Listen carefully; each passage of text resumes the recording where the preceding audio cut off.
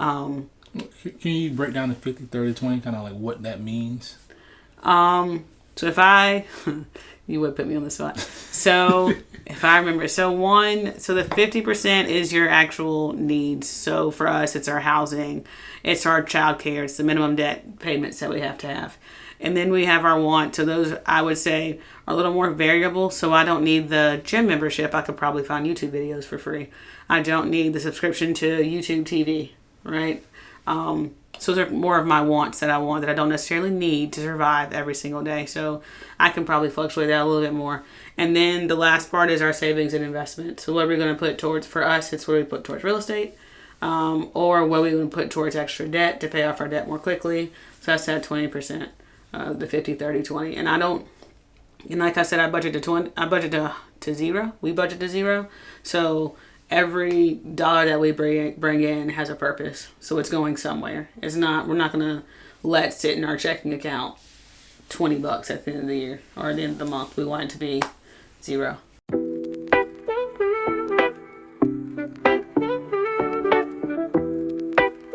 Yeah. Step right in the vibe, feels right. Faith and fitness take the spotlight. With family love, we're shining through. Welcome to Me Exponentially, where we help you build your life one system at a time. I'm Justin. And I'm Andrea. And we are married. We've been married for 8 years and building businesses and life together. So with that, here we talk about faith, fitness, family, finances, and freedom. And the biggest thing is, as Justin said earlier, is working on those systems so that you can grow exponentially once you get those foundations right, and just continue to build. So with that, we're going to be focusing on the freedom pillar in this episode, where we're talking about how we together manage our money to work and build businesses together. Yes. So with that, some of this may go off of something we talked about in the past. However, some of it deserves to be repeated. And we're going to go a different spin on, a different take that we were talking about earlier, because everything is not the same. Everything is a little bit different. So you can talk about one thing 3 different ways. So some of it may hit what you've already know. Some of it may not. So let's just jump right on into it and get the party started. Right. I was hitting on that topic you said about, like, you may know, like, as a good someone taught me this when I was younger.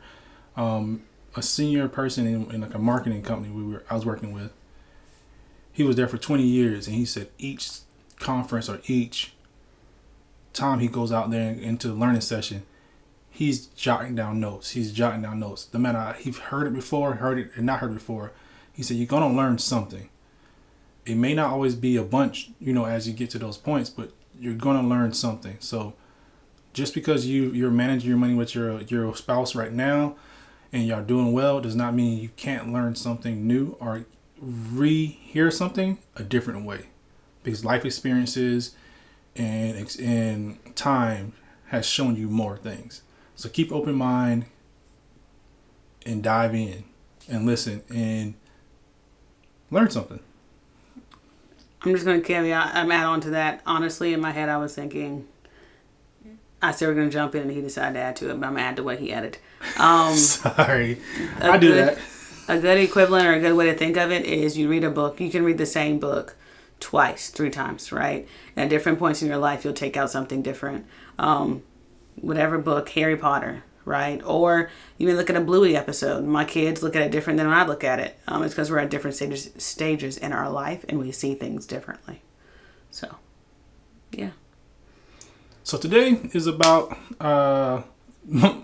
money talks, which money talks pretty much, like with us going back and forth. Sometimes it's money fights, sometimes it's money arguments, and sometimes it is money discussions. And the goal is to have more money discussions and instead of money fights and money arguments.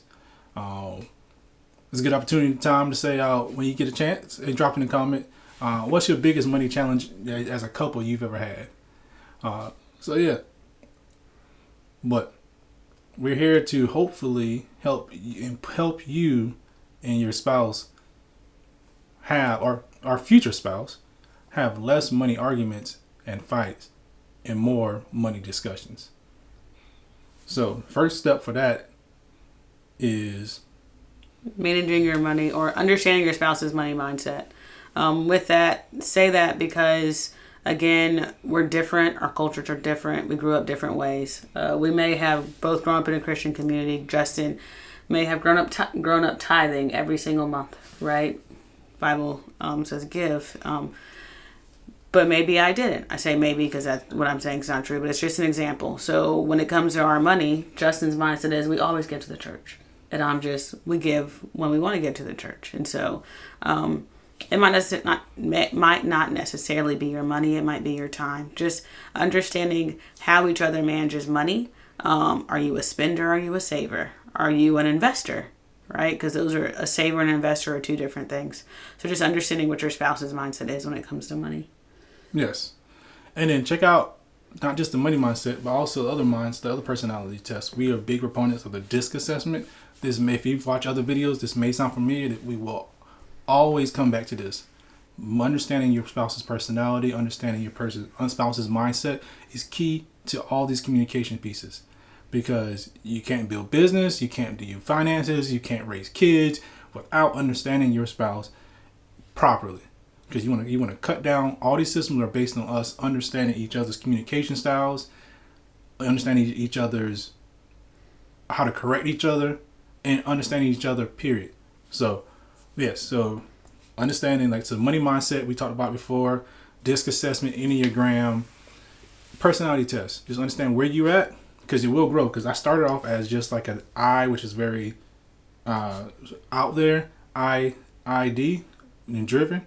So now I'm IC and D. I'm grown because I'm learning from my wife.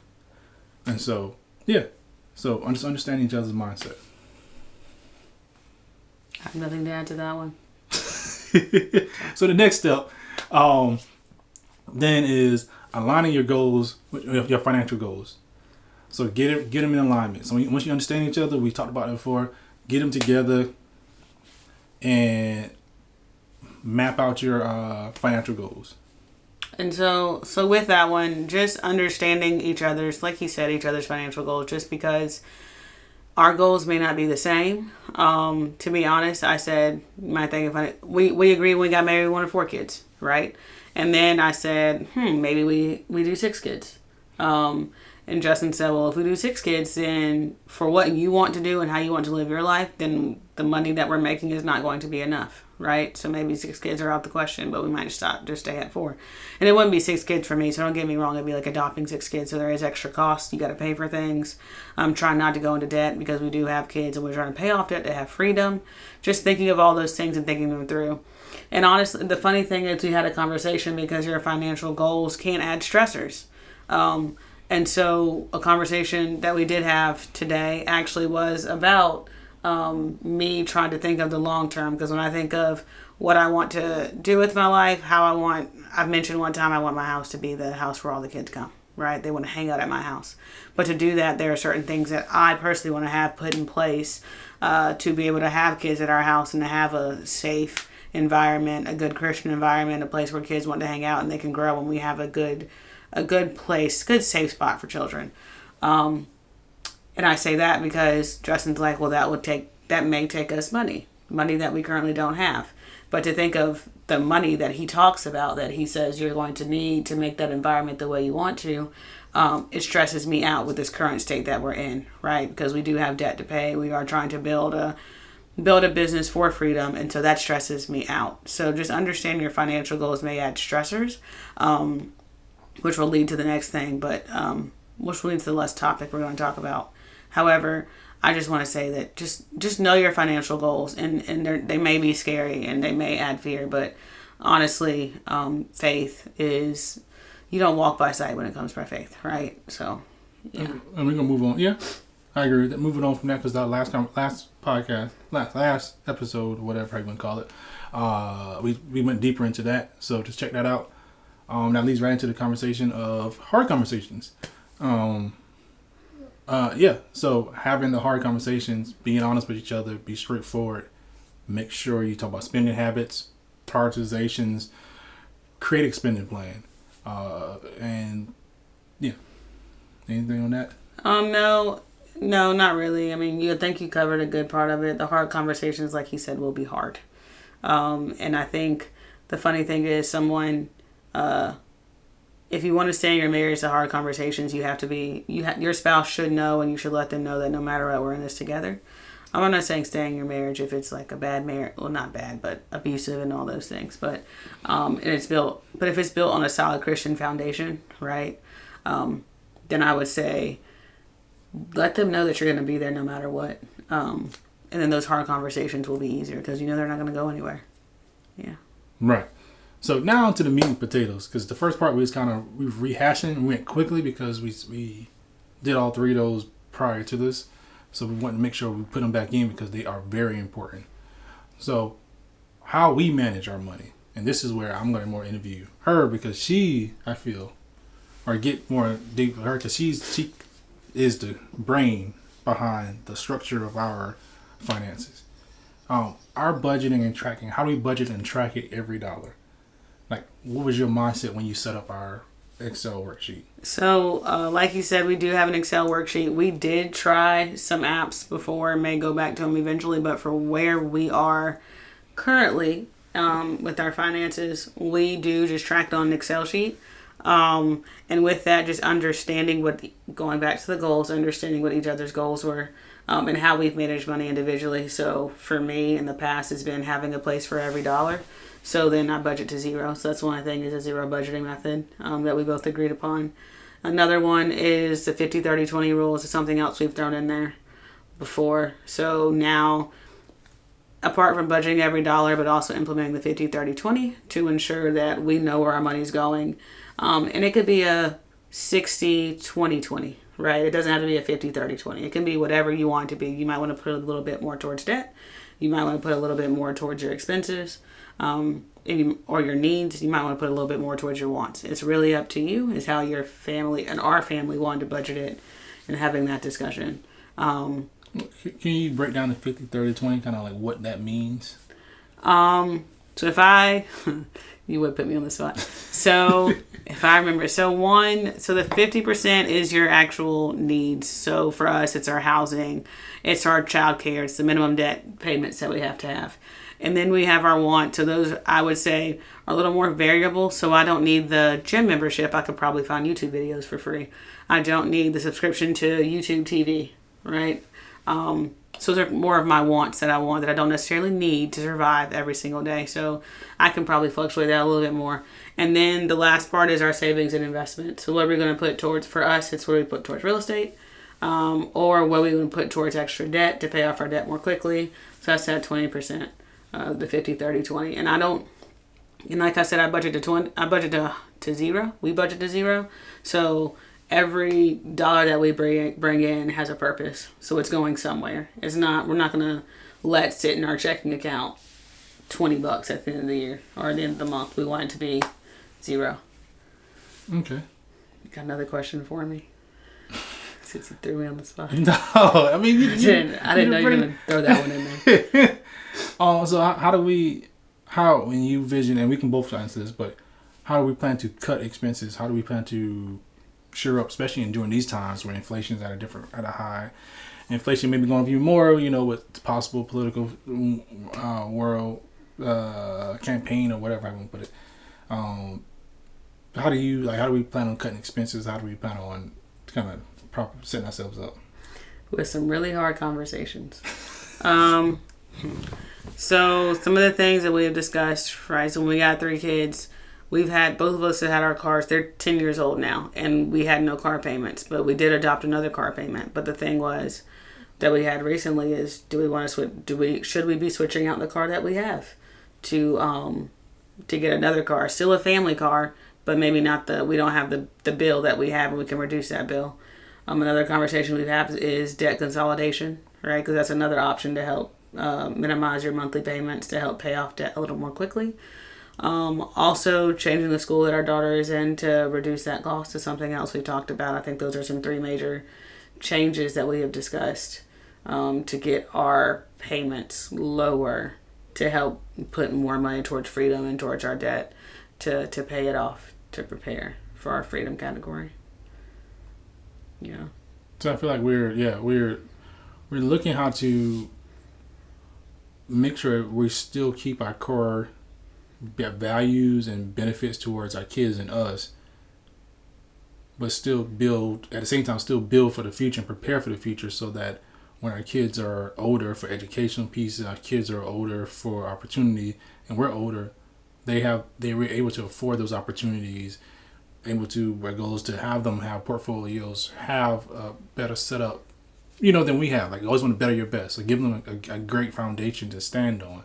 So how do we sacrifice now in their first few years to provide that foundation, 15, 20 years from now, when they're going off to college or they're building their first business, they can have a rental portfolio or a rental and stock portfolio where they can kind of lean off of, they can leverage and say, hey, bank or business or even investors, I already have this, section right here. What can you do to help me? And that's our goal. So we, look into the insurance, like, whole life for kids. It's something to look into. So things like that we'll discuss that another time, another session. But yeah. So you're cutting expenses, but still having a reason why you're cutting expenses. You're not just cutting just to cut. You're cutting because you have a goal, you have an intention, you have a purpose. So that's another thing adding to that makes it easier to stick with that cut, because you're setting up for future gains. Trying to make sure we go touch everything. So we do. So you do to zero, we do that. Yes. And then what's a good tip to make sure you stay consistent with tracking every dollar? This is where Justin comes into play. It's just building systems, building habits. I think habits might be on here, budgeting habits, but just looking at our habits, looking at some type of system. So if I know that my daughter has karate, right? Or my son might have swimming lessons. Maybe that's on a Tuesday. So maybe Tuesday's not the best day for me to be reviewing my budget. One thing that we have talked about is Tuesday nights. Maybe I'm the one, because I'm throwing out stuff here, but Tuesday nights that I'm the one or I would update the budget, right? And then I just text you, because you were going to sleep before I was. I just text you whatever I reviewed or what I figured out or what I looked at or any problems that I see. And I just text it to you and just say, hey, look at this, this, and this. That way that you can look at it when you have time, and then we can have a discussion the next day. Just building something to help with that communication, because the communication when two people are doing the spending is very important. Yes. So building systems in place. That's what we're doing. That's what we go as a goal here. And then we roll into what we do once we have a budget. We work on it. We then know how much we can put towards debt, extra we can put towards debt. And that's when we get into our debt elimination strategy. We discussed that in a prior video too. Just check that out. And it was in the prior video when we were talking about how to save money for real estate. So we now we choose a debt plan. We then activate the debt plan, start knocking down debt, while also setting aside money for real estate. So, and that's what I said. That was the people did a whole section, popped out video for that. So how to set aside money for real estate. We just want to say keep your plan, keep your system in place. That means constant communication. We do have a weekly talk about finances, and we keep our centered at why. We understand why we're doing it, and then we just track our money from there. We know what's coming in, we know what's going out, and we give it a job, place, a purpose. Then, so we have debt elimination strategy. Choose it, activate it, set aside money for real estate. This is how we push towards building a business, how we manage money and build a business, and then work on our credit. is the next step. Yeah. So with that, I think everyone should understand their credit score, just because your credit score plays a big part in whatever you decide to do. Especially if you want someone, like for us, you got hard money lenders, you have banks, they look at your credit when you want to invest in real estate.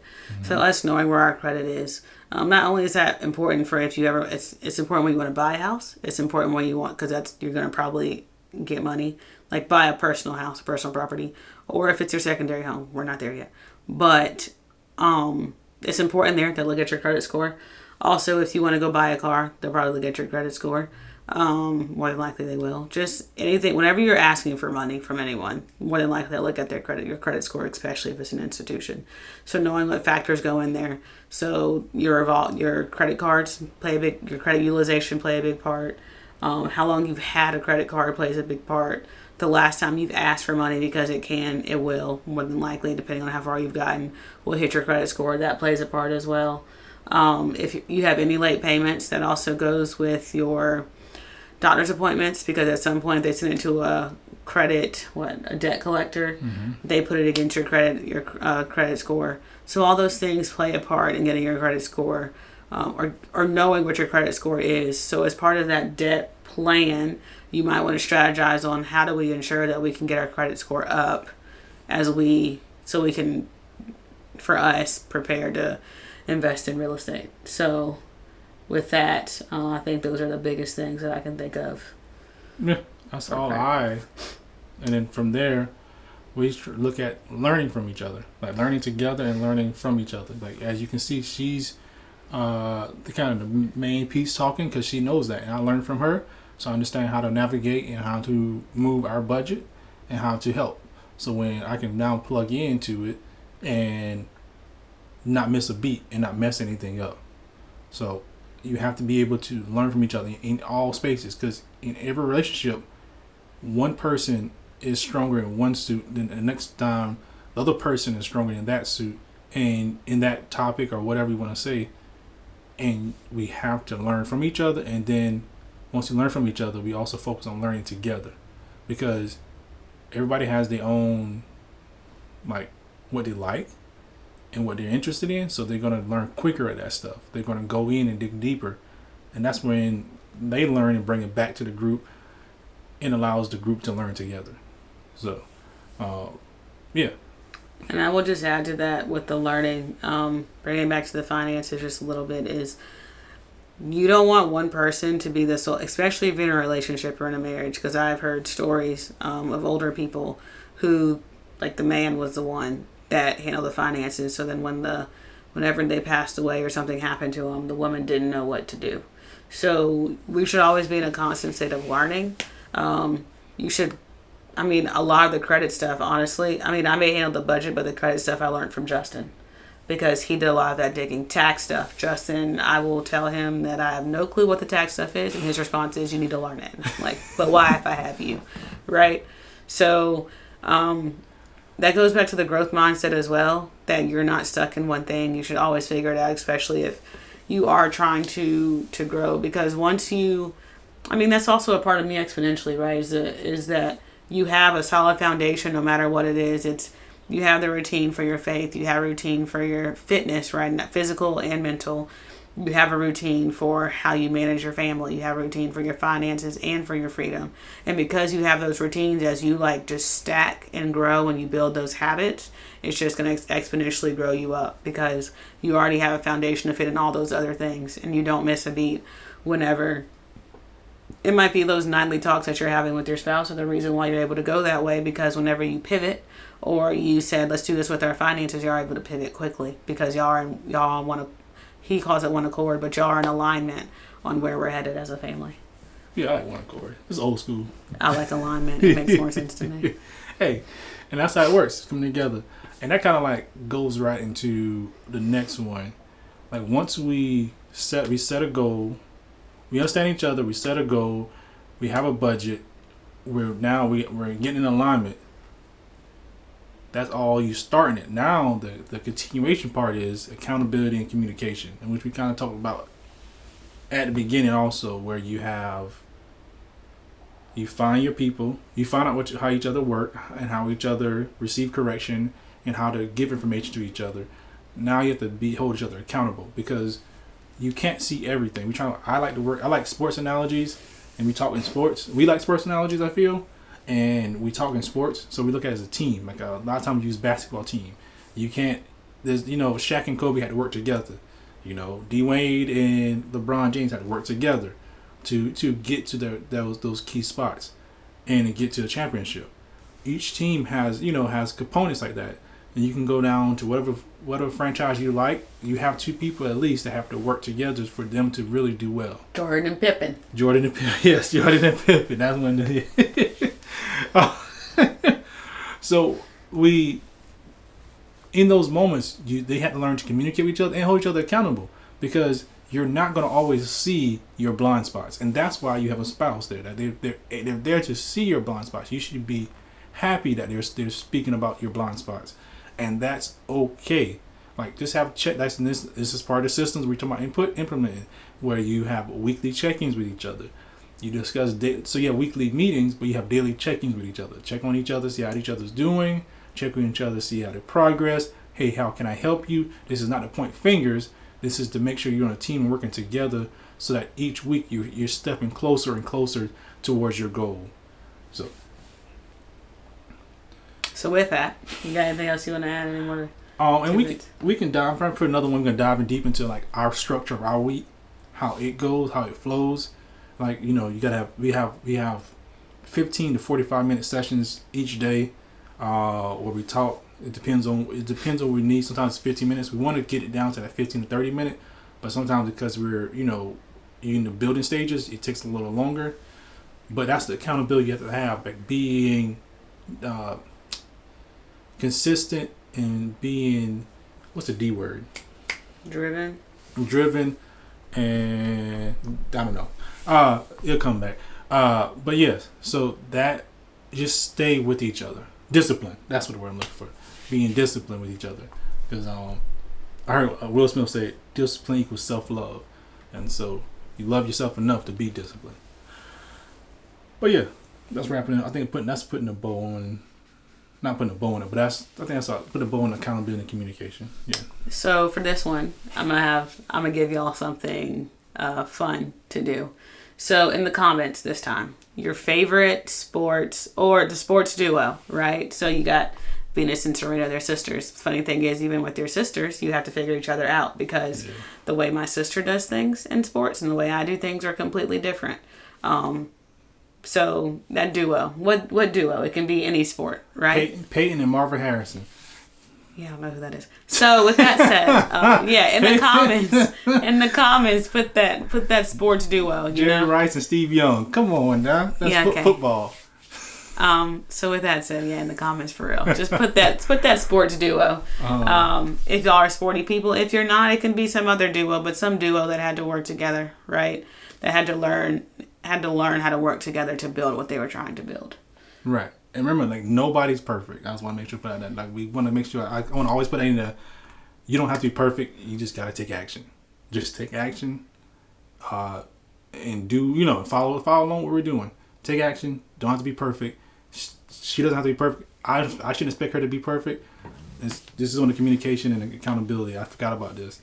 You just don't have to be perfect. Don't expect your spouse to be perfect. Don't expect yourself to be perfect. Give yourself grace. Give yourself that space. And just work on building. Listen, dude. Okay, I'm done. Listen, dude. We were wrapping up. We are. It's the second time you did this. Yeah, my bad. Okay. All right. I gotta get it out to y'all. We're gonna wind up just like cutting and just giving this extra at the end. All right. I don't know who's gonna stay to watch it. Some people might, but just be like the extra bonus snippet at the end that Justin added after I said we're done. Bonus motivation. Yeah, so we might wind up doing that.